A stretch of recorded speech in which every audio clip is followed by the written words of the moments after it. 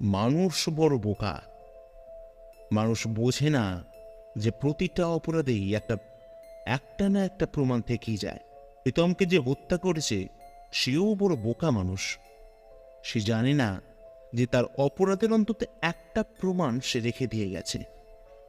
সে জানে না যে সিল্কের যে দড়িটা, অর্থাৎ প্রীতমকে যেটা দিয়ে খুন করেছে, সেই দড়িটাতে একটা কেমিক্যাল সলিউশন ডোবানো থাকে, এবং সেই সলিউশনের এমনই গুণ, ও দড়ি যেই ছোঁক না কেন, ছোঁয়ার ঠিক 40 ঘন্টা বাদে তার হাতের উপর একটা সবুজ দাগ ফুটে ওঠে, যাকে বলে কটকটে সবুজ দাগ।